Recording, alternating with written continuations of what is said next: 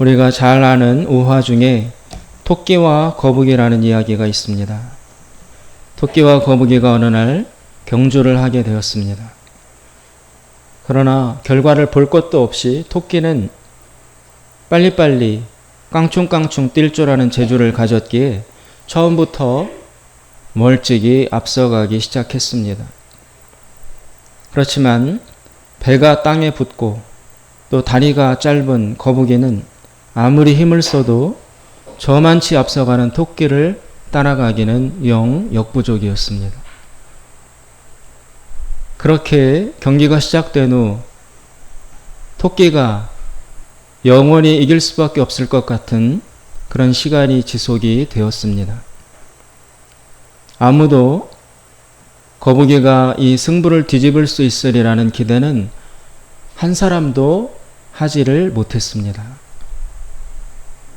그러나 중간에 이상한 일이 일어납니다. 자신이 잘 달리는 능력을 너무 과신한 토끼가 자기가 쉬엄쉬엄 그리고 또 게으름을 피우며 걷기만 해도 저렇게 느린 보처럼 걸어오는 거북이를 이기는 것은 따놓은 당상이라고 생각을 하고 중간에 나무 그늘에서 좀 쉬었다 가겠다는 생각을 하고 누워있다가 자기도 모르는 사이에 잠이 들었습니다. 토끼가 너무 많이 연습을 했는지 모르지만 그 잠이 너무 깊어져서 아주 정신없이 골아떨어지게 되었습니다. 토끼가 중간에 그런 일을 하고 있는지 전혀 모르는 거북이는 그저 자기의 앞만 보며 땀을 뻘뻘 흘리며 조금씩 자기의 갈 길을 꾸준히 걸어갔습니다. 어쩌면 중간에 거북이는 토끼가 잠들어 있는 것을 볼 겨를도 없이 아마 자기의 길만을 갔을지도 모릅니다. 거북이의 마음속에는 이미 토끼가 결승점에 도착을 해서 승부는 끝이 났을지도 모른다는 생각이 있었을 수도 있습니다. 그렇지만 승부와 관련 없이 거북이는 자기가 할 수 있는 최선을 다해서 한 걸음 한 걸음 해가 저물어질 때까지 꾸준히 자신의 길을 걸어갔습니다. 그러자 마지막에 놀라운 반전이 일어나게 됩니다. 점심녘에 잠이 들었던 토끼는 저녁이 될 때까지 깨어날 줄을 몰랐고 아침부터 시작해서 정말 땀을 너무 많이 흘리며 꾸준히 자신의 길을 걸어갔던 거북이가 결승점 앞에 도착하려 할 때 저만큼 아무도 지나가지 않은 결승 테이프가 기다리고 있었던 것입니다. 놀라움을 금치 못했던 거북이가 1등으로 결승점을 통과했다는 그런 소식이 들려오게 되었습니다. 거북이가 토끼를 이기는 있을 수 없는 기적이 일어나게 된 것입니다. 엄밀히 말해서 거북이와 토끼는 근본적으로 능력의 차이가 있습니다. 사실은 경기 자체가 성립될 수가 없다고 보아야 합니다. 거북이가 토끼를 이길 수 있었던 유일한 방법, 유일한 힘은 바로 시간에서 왔습니다. 시간. 꾸준한 노력, 그리고 기다리는 것. 묵묵히 자신의 길을 가면서 시간을 기다리는 것. 그것만이 거북이가 토끼를 이길 수 있었던 유일한 방법이라고 할 수 있습니다. 인간의 삶은 유한하여 80 혹은 90, 70, 60 이 시기가 되면 누구나 죽음을 생각하게 됩니다. 그렇지만 자신에게 이런 죽음이 다가올 것이라는 예상을 어릴 때와 젊었을 때는 아무도 하지 못했습니다. 영원히 이 모습으로, 영원히 이 젊음 그대로 살 것 같은 그런 착각을 인간은 할 수밖에 없습니다. 왜냐하면 길고 먼 시간, 앞날을 바라볼 수 있는 그런 눈이 인간에게 주어져 있지 않기 때문인 것입니다. 그래서 시간의 힘이 얼마나 위대한지, 시간이라는 것이 얼마나 많은 것을 변화시키는지에 대한 감각이 우리에게 부족하기 마련인 것입니다. 10년이면 강산도 변화한다고 합니다. 그러나 길고 크고 근본적인 변화는 짧은 10년이라는 단위를 통해서 일어나지 않습니다. 100년, 1000년, 그리고 수만 년에 걸쳐서 인간과 이 지구와 환경의 근본적인 조건을 바꾸는 거대한 변화는 진행이 되고 일어나기도 하는 것입니다. 이 시간의 힘을 깨달은 자, 그 사람에게 희망과 소망이 있습니다. 오늘 우리가 읽은 본문 말씀에 보면 부자와 가난한 자들을 대조해서 이야기를 하고 있습니다. 1절에 보시면 들으라 부한 자들아 너희에게 이 말 고생을 인하여 울고 통곡하라. 여기에 나오는 부한 자들은 단순히 물질적으로 부유한 자, 돈이 많은 자들만을 뜻하는 것이 아니라 여러 가지 능력, 지위, 명예, 권력, 또 물질 이런 것들을 다 갖추고 있으면서 동시에 하나님을 의식하지 않는 사람들을 뜻합니다. 아주 세속적으로 살아가고 있는 사람들, 즉 주어지는 이 세상, 보이는 이 세상이 전부 다이고 결코 이 조건은 변하지 않을 것이다 라는 생각에 갇힌 자들을 뜻하는 것입니다. 그런데 오늘 말씀은 그런 세속적인 사고방식으로 살아가는 사람들에게 깊은 경고를 하고 있습니다. 2절에 이 부한 자들이 의지하는 재물, 그것은 썩었고 옷은 좀이 먹었으며 금과 은은 녹이 쓸었다. 여러분, 금과 은은 녹이 쓰나요? 녹이 잘 안 씁니다.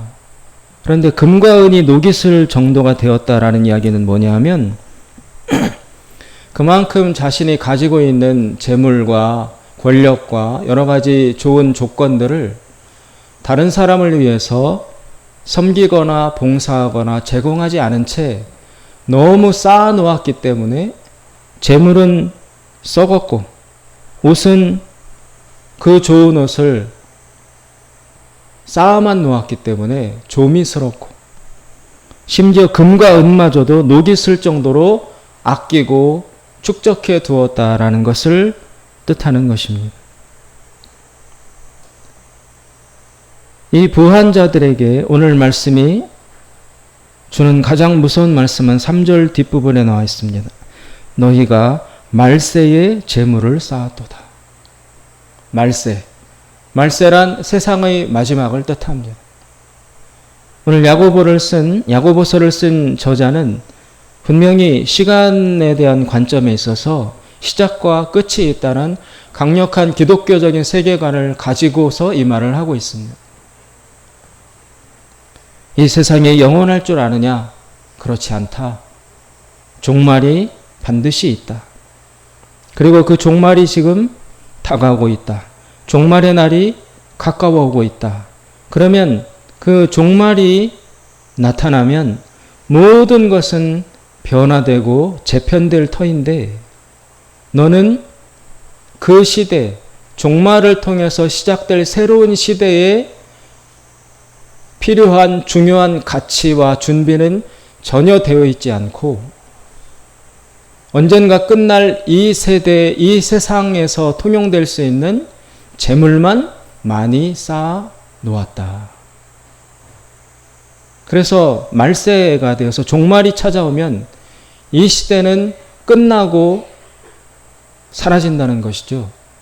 그럼 이 세대 속에서 가치가 있었던 재물과 금과 은을 많이 쌓아 놓아봤자 그 다음 세대에 시작될 다음 세대에서는 재물과 금과 은이 전혀 소용없는 시대가 올 터인데 그 시대를 위한 준비는 전혀 되어 있지 않기 때문에 너희들에게 이 말 고생을 인해서 울고 통곡하라 라고 실상을 말해주고 있는 것입니다. 오늘 본문에는 부자와 가난한 자 두 가지 경우를 이야기하고 있습니다. 근데 오늘 말씀의 요지는 이 부자와 가난한 자의 위치가 역전되는 일이 가능하다라고 말하고 있습니다. 그 일은 어떻게 가능한가? 역시 시간이 지남에 따라 그 일이 분명히 이루어진다 라고 말씀하고 있습니다.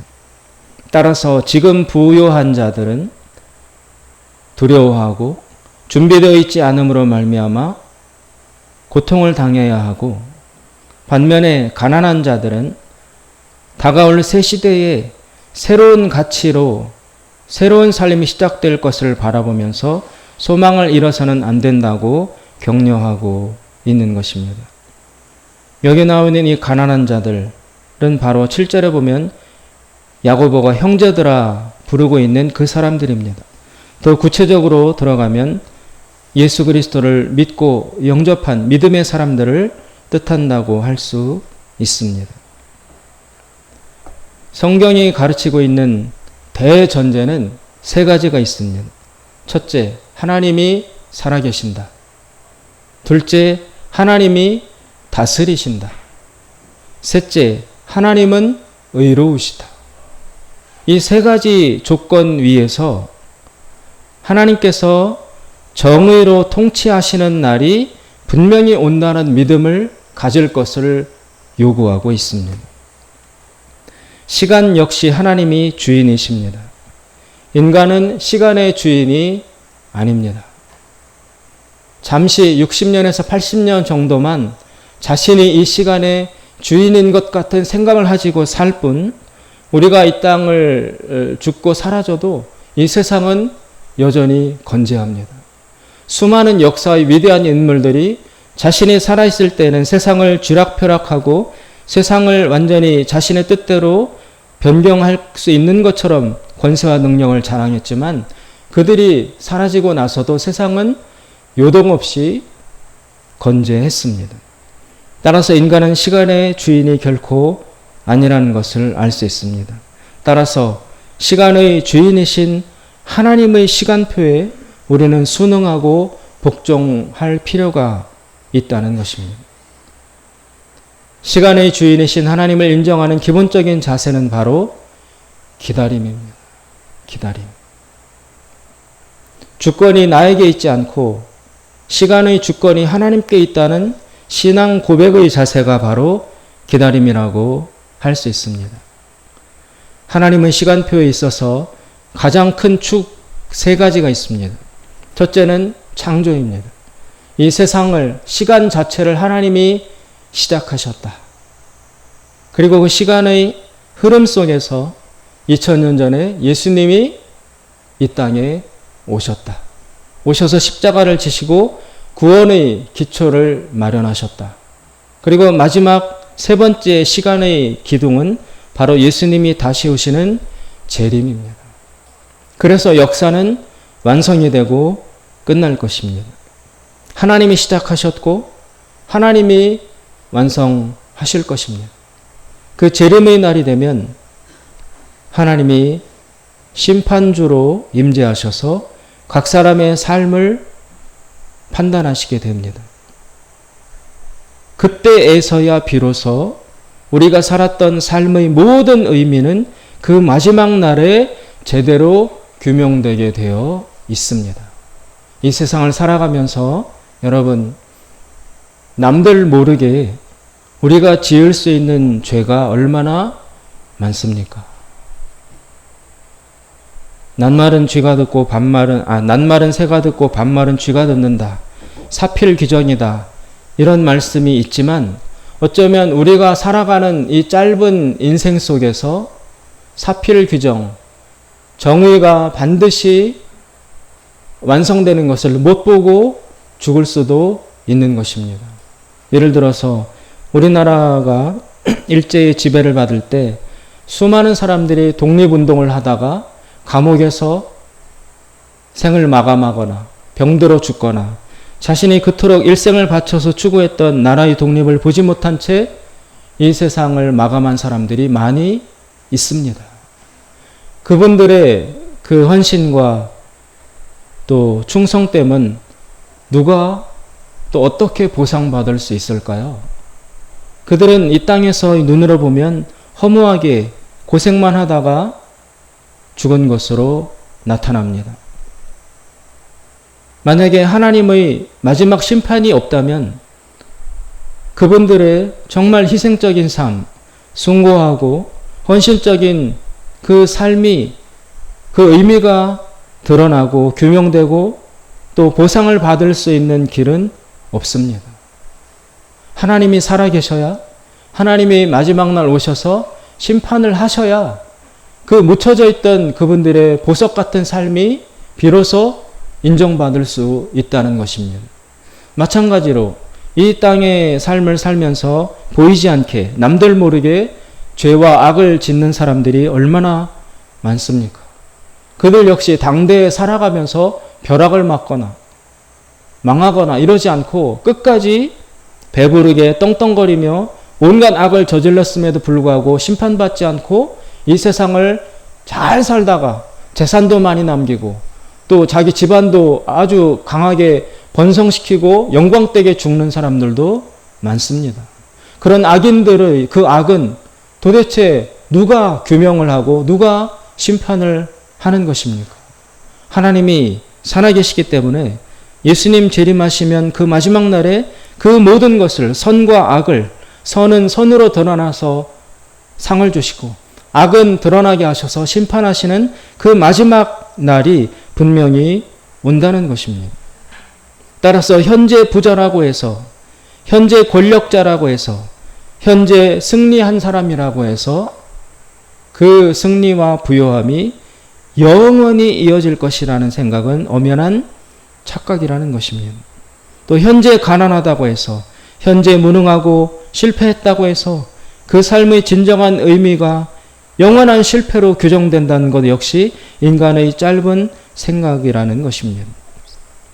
그 삶의 진정한 의미와 평가는 예수님이 오시는 그 마지막 날에 모든 감춰져 있던 것들이 드러나고 베일에 숨겨져 있던 것들이 다 밝히 규명되는 그 나라야 비로소 제대로 된 의미가 밝혀질 수 있다는 것입니다.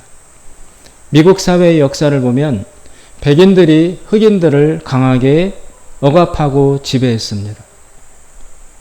백인들은 점점 인권이 신장되고 또 물질적으로도 부유해지고 정치적으로도 성장을 하는 반면에 흑인들의 삶은 도무지 달라지는 것이 없었습니다. 그래서 백인들은 기쁘고 즐겁고 밝게 살아가지만 흑인들은 늘 어둡고 위축되어 있고 고통 가운데 살아가야 했습니다. 그러나 시간이 지나면서 다른 기준이 아니라 신앙이라는 기준으로 그 두 부류를 평가했을 때 완전히 뒤바뀐 결과가 나타났습니다. 백인들은 현세에 너무 만족을 하기 때문에 너무 부유하고 평안하고 승승장구하기 때문에 미래를 굳이 바라볼 이유가 없어졌습니다. 예수님이 오셔서 제대로 된 것을 판단해 주실 그날을 바라보아야 할 이유가 없어요. 지금이 너무 좋기 때문에 억울한 게 없어요. 뜻하는 바를 다 이루기 때문에 포기해야 하는 것이 없습니다. 그래서 미래에 대한 소망이 점점 약해집니다. 지금이 너무 만족스럽기 때문에 미래를 바라볼 이유가 없습니다. 그러면서 두 가지 결과가 나타났습니다. 신앙이 약화되었습니다. 예수님을 간절히 붙들고 매달리고 의지해야 될 이유가 없어졌어요. 과학이 너무 발달하고 의료기술이 발달하고 물질적으로 풍요하니까 인간의 힘으로 못하는 것이 없어요. 굳이 기도할 이유가 없습니다. 예수님이 오셔서 이 아픔을, 우리의 눈물을 싸매어주고 모든 것을 바로잡아줄 그 날을 기다려야 될 이유가 사라진 것입니다. 그 종말에 대한 신앙이 약해지니까 굳이 교회에 열심히 나올 이유도 같이 사라집니다. 하나님을 열심히 믿어야 될 이유도 약해지는 것입니다. 그래서 점점 신앙이 약해져 갔고, 두 번째는 미래에 대한 강력한 기대와 소망이 사라지니까 사람들이 허무와 우울증에 많이 빠지게 되었습니다. 바라볼 게 없어요. 꿈이 사라집니다. 지금 열심히 일할 이유가 없어집니다. 지금이 너무 만족스럽기 때문에 땀 흘려 노력하고 애쓸 필요가 없어지는 것입니다. 그러다 보니까 왜 사나? 내일에 대한 소망, 내일에 대한 기다림, 그것이 약화되니까 살아갈 이유조차도 희박해지는 것입니다. 그래서 자살자들이 많이 늘어나게 되었습니다. 반면에 흑인들의 삶은 정반대였습니다. 이 흑인들은 너무 억압받고 고통받는 삶을 살아가니까 이들이 바라볼 수 있는 소망은 오직 미래밖에 없었습니다. 하나님께서 이 억울함과 눈물을 바로잡아 주실 그날, 모든 것을 회복시켜 주실 그날을 바라보는 것밖에 흑인들에게는 소망이 없었습니다. 그러다 보니까 더욱 하나님께 매달리게 되고 더욱 기도하게 되고 그 결과 신앙이 더 강화되게 된 것입니다. 이들에게는 그토록 현실적으로 보면은 백인들의 삶과 흑인들의 삶이 극단적으로 차이가 납니다. 너무 고통스러워서 자살을 한다면 이들이 많이 해야 되는데도 불구하고 이들은 오히려 미래를 향한 소망을 강력하게 키우면서 더 열심히 사는 것입니다. 더 땀 흘리는 것입니다. 그래서 백인들의 가정이 붕괴되어 갈 때 흑인들의 가정은 더 결속이 되고, 백인들의 교회가 무너져 갈 때 흑인들의 교회는 더 단단해져 가는 이런 역설적인 현상이 일어나게 되었습니다.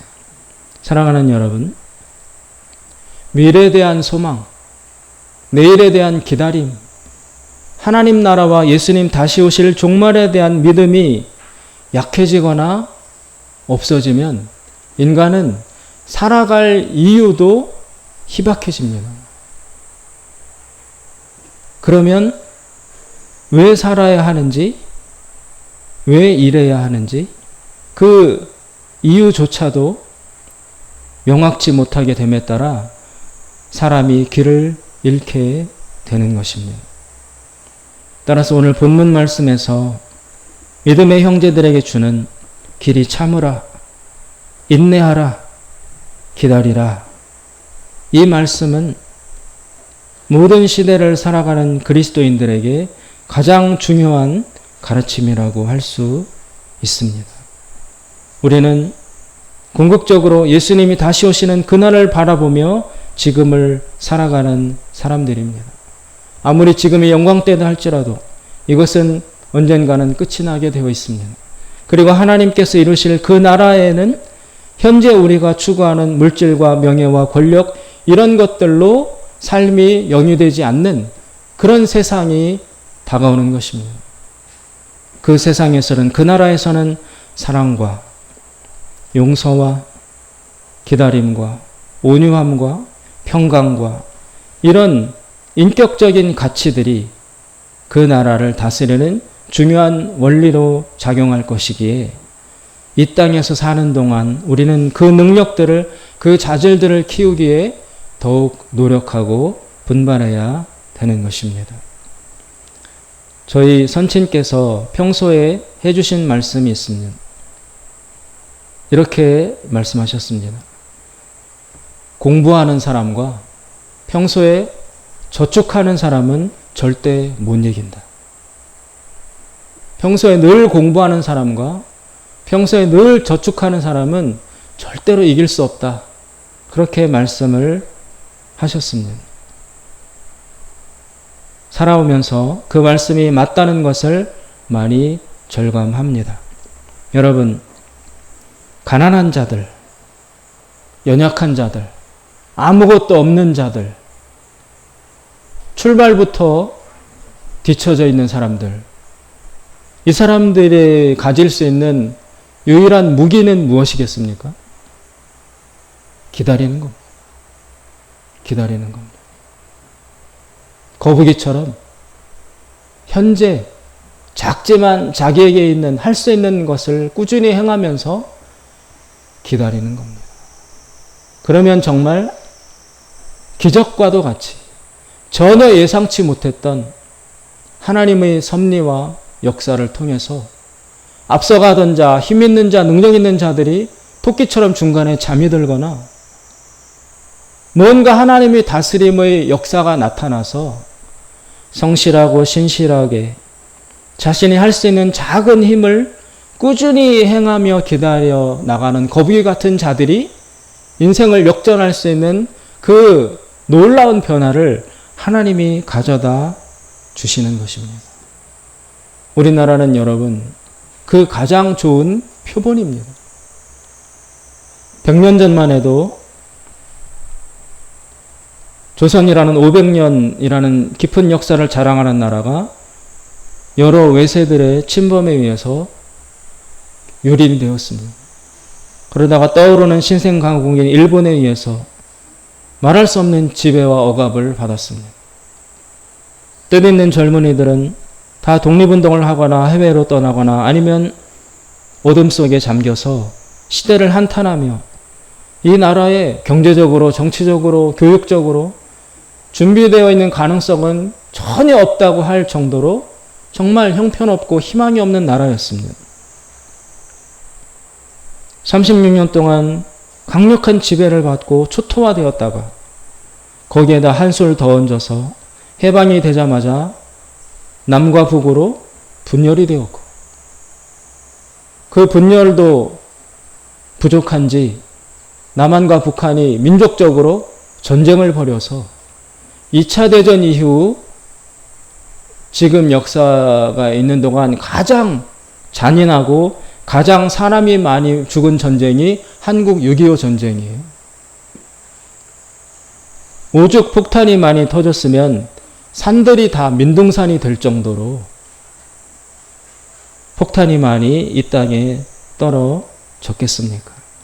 전쟁이 끝난 이후 온 국토가 폐허가 되고 모든 자원은 다 붕괴가 되고 인적 자원도 다 사라지고 사람이 살 수 있는 조건을 전혀 갖추지 못한 폐허화된 나라가 바로 이 한반도였습니다. 그게 바로 지금으로부터 70년 전의 일이었습니다. 그랬던 나라가 모두 다 가난하고 모두 다 못 배우고 모두 다 배고프고 모두가 다 아무것도 없던 그런 상태였던 이 나라가 여러분 10년, 20년, 30년 그리고 40년 시간이 흐름에 따라 전 세계에서 아무도 예상하지 못했던 그런 기적 같은 변화와 성장을 이 나라가 이루어 왔습니다. 그 가장 큰 힘은 인내였습니다. 인내. 거북이처럼 농부들은 열심히 농사를 지었고 공장에서 노동자들은 열심히 공장을 돌렸고 모두 다 땀 흘리며 거북이처럼 노력하고 인내하고 기다린 결과 2차 대전 이후 후진국에서 선진국의 반열로 올라간 나라가 유일하게 대한민국 하나라는 거잖아요. 전 세계에서. 2차 대전 끝나고 우리나라처럼 독립한 나라가 세계에 굉장히 많은데 그 수많은 새로운 신생 독립국가 중에서 이렇게 살아남고 더군다나 선진국의 반열에 오르기까지 도약한 나라는 전 세계에서 우리나라가 유일하다는 것입니다. 누가 이 나라가 이렇게 될 줄 믿었습니까? 누가 이런 변화가 나타날 줄 기대했습니까? 오직 믿음을 가졌던 사람들, 하나님에게 시간의 주권을 의탁하고 하나님이 일하실 것을 바라보고 의지했던 사람들, 그 하나님을 믿으면서 땀을 흘리고 기다리고 인내했던 바로 그 사람들을 통해서 이 놀라운 변화가 일어난 것입니다. 사랑하는 여러분, 평범하고 가난한 사람들의 힘은 기다림밖에 없습니다. 시간의 주권자이신 하나님이 변화를 일으켜 주실 것을 바라보고 의지하면서 내가 할 수 있는 작은 일, 그것을 땀 흘려 오늘도 행하고 내일도 행하고 꾸준히 기다리는 그 자세와 능력을 통해서 놀라운 변화는 일어나는 것입니다.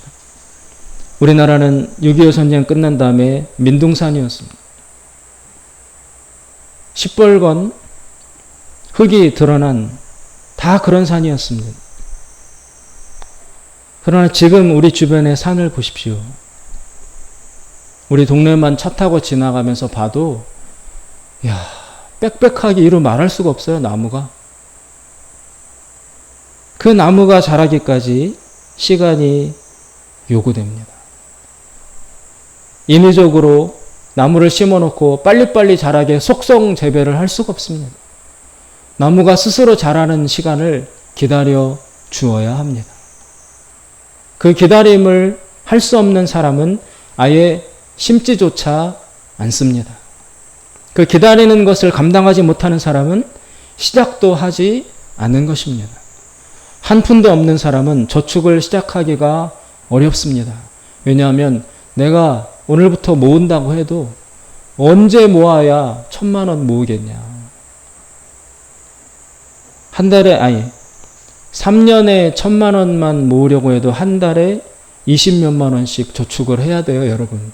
적금 들어서 아시겠지만 한 달에 27, 8만 원을 저축을 해야 꾸준히 해야 3년이 돼야 1,000만 원을 모을 수 있습니다. 지금 한 푼도 없는 사람은 그 3년을 바라볼 기다림의 능력이 희박합니다. 그래서 시작 자체를 못합니다. 그러나 지금 1,000만 원이 있는 사람은 그 모아온 기쁨을 알고 또 지금 작은 눈덩이나마 가지고 있기 때문에 이것을 굴리고 키워서 더 많이 벌 수 있다는 그 희망이 있기 때문에 이 사람은 다시 일하고 저축해서 더 큰 돈을 모을 수 있습니다. 아무것도 없는 사람, 그 사람은 기다림을 신뢰하기가 어렵습니다. 그래서 시작조차 하기가 어렵습니다. 그러나 다른 관점에서 보면 먼 기간, 너무 긴 시간이라 막막해 보일지라도 지금이라도 심고 저축하는 것을 시작을 안 한다면 그럼 영원히 단 10만 원도 모으지 못하는 것입니다. 기다림이라는 것은 신비로운 것입니다.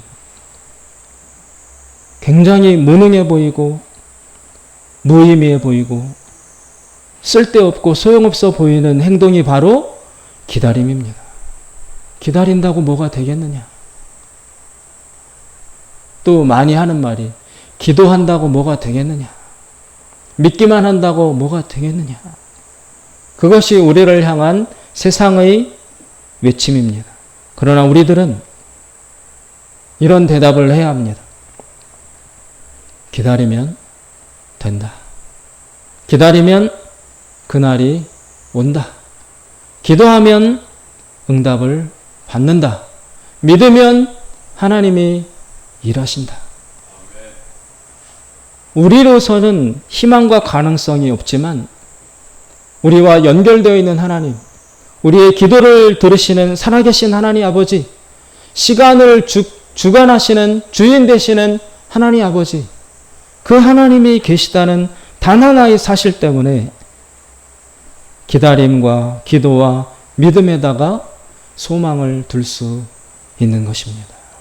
사랑하는 여러분, 아무것도 없다고 지금 좌절하십니까? 나는 정말 다 잃었다. 다 끝났다. 아무것도 없다. 인적 배경도 없고 물질적 기반도 없고 능력도 없고 실력도 없고 기술도 없고 아무것도 없다.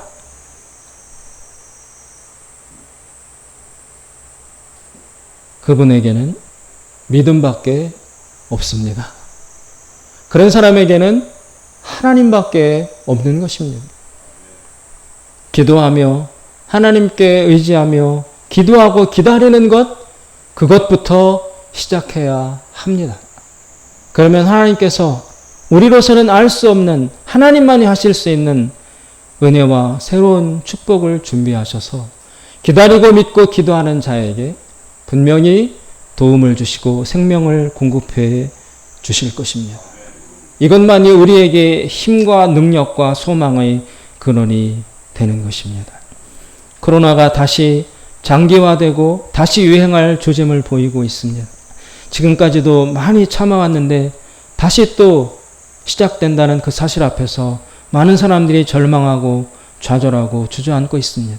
또다시 인내가 요구되고 있습니다. 하나님을 바라보며 다시 한번 우리 삶을 돌아보고 바꿀 것은 바꾸고 고칠 것은 고치고, 그래서 하나님이 인정하시기까지 더 순결하게 되어서 하나님이 모든 것을 종식시킬 그날을 다시 우리가 바라보면서 자기를 부정하고 기도하며 기다리는 자세가 또 한 번 우리에게 요청되고 있습니다. 사랑하는 여러분, 우리 삶의 모든 것을 하나님께 맡기고 드리고 의지하면서 이 뜨거운 7월 민족의 위기와 나라의 문제와 우리 가정과 우리 교회와 이 사회의 모든 문제들을 하나님께 의탁하고 의지하면서 긴, 어쩌면 짧을지도 모르는 기다림의 자세를, 기다림의 기도를 다시 시작해야 할 것 같습니다. 기도하겠습니다. 자비로우신 하나님 아버지, 오늘 주께서 말씀하시기를 형제들아 주의 강림하시기까지 길이 참으라.